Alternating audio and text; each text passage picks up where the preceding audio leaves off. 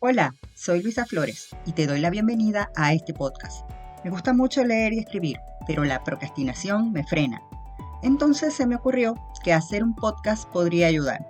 ¿Cómo? Bueno, un episodio leeré un cuento mío y al otro episodio el cuento de alguien más. Así que tendré el compromiso de escribir un cuento cada semana. ¿Lo lograré? Ya veremos. Y luego de la lectura haré uno que otro comentario. Así que aquí comenzamos.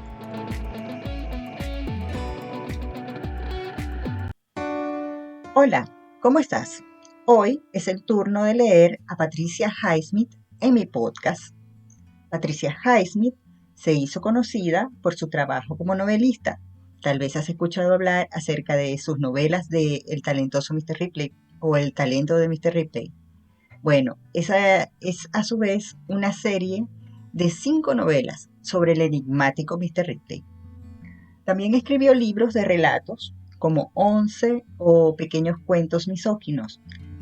De este último libro de cuentos, hoy voy a leer La artista. Aquí comienza La artista de Patricia Highsmith. En la época en que Jane se casó, no parecía haber nada extraño en ella. Era regordeta, bonita y muy práctica, capaz de hacer la respiración artificial en un abrir y cerrar de ojos, reanimar a una persona desmayada o detener una hemorragia nasal. Era ayudante de un dentista y no se inmutaba ante una crisis o un dolor. Pero sentía entusiasmo por las artes. ¿Qué artes? Todas. Empezó durante el primer año de casada, con la pintura. Esto ocupaba todos sus sábados, o suficientes horas del sábado como para impedirle hacer la compra del fin de semana. Pero la hacía Bob, su marido.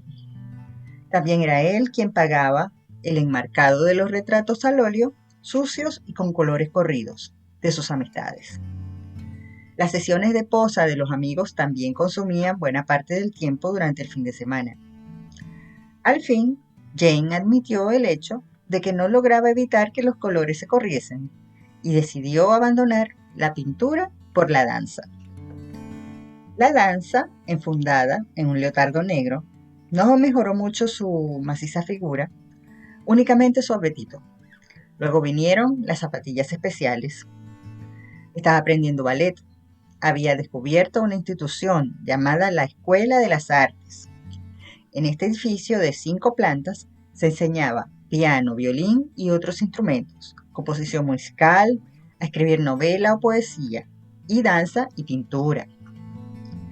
¿Ves, Bob? Se puede y se debe hacer que la vida sea hermosa, decía Jane con su amplia sonrisa. Y todo el mundo quiere contribuir un poquitín, si puede, a la belleza y a la poesía del mundo.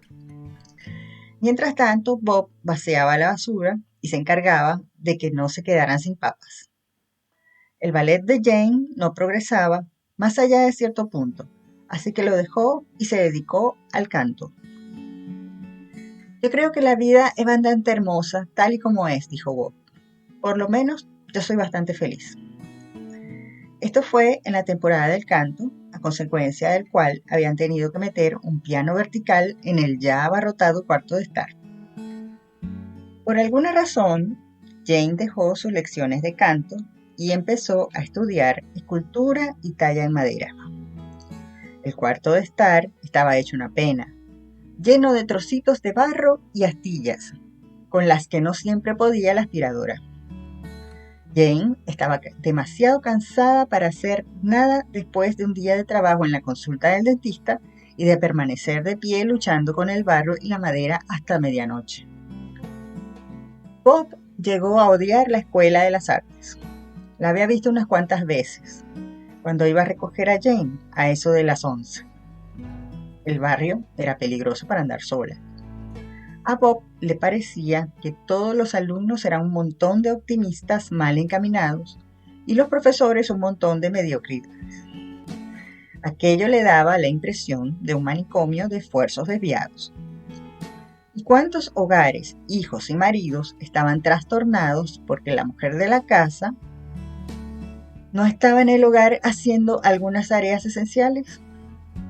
A él le parecía que no había inspiración en la Escuela de las Artes, solamente el deseo de imitar a las personas que la habían tenido, como Chopin, Beethoven y Bach, cuyas obras oía destrozar mientras esperaba que su mujer saliera sentado en un banco del vestíbulo.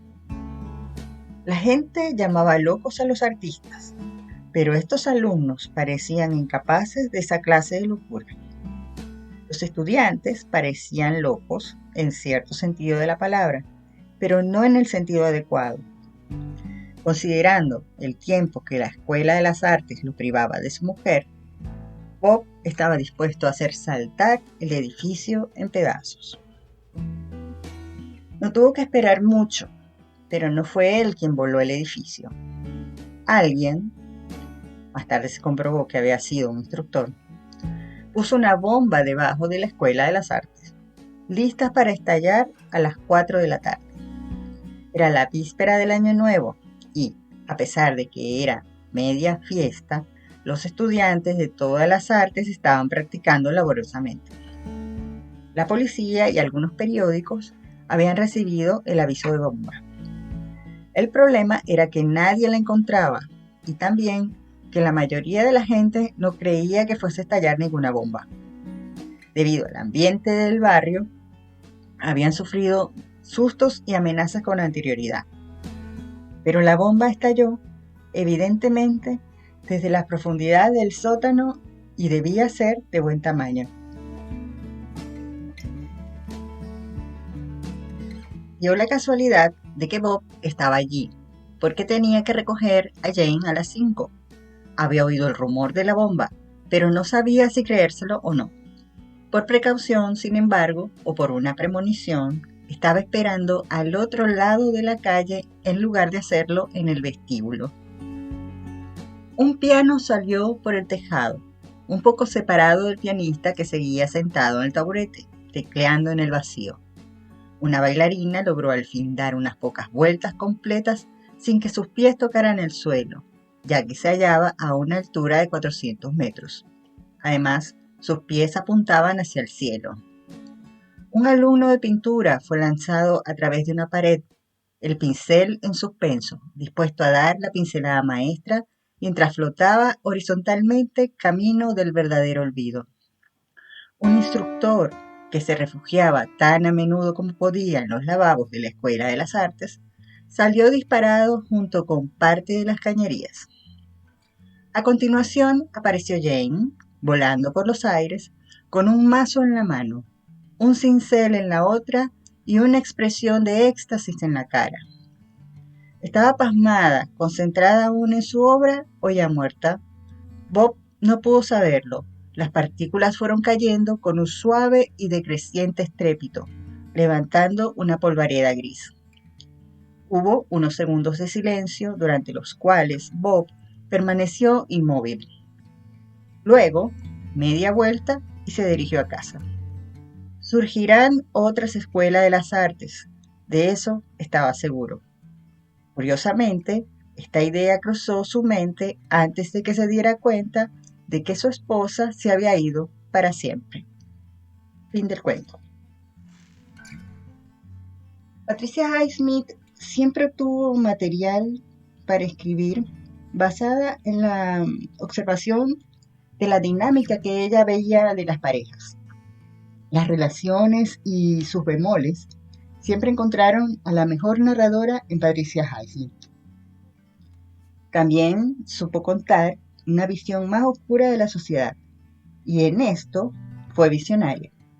Al día de hoy, el material y la obra entera de Patricia Highsmith está vigente y como recién escrita. Ok, esto es todo por hoy. Gracias por escuchar y aprovecho para decirte que puedes enviar cuentos cortos o comentarios a cuentosmiosajenos@gmail.com. También tengo Twitter, @cuentos29. En Instagram, Cuentos Míos y Ajenos. En YouTube, ahora también tengo un canal, Cuentos Míos y Ajenos. Y también en Spotify, ahora se puede dejar tu comentario en la encuesta que sale ahí más abajito. Y abajo de la encuesta también puedes calificar con estrellitas, como en el jardín, como en el kinder. ¿Qué tal? Hasta luego.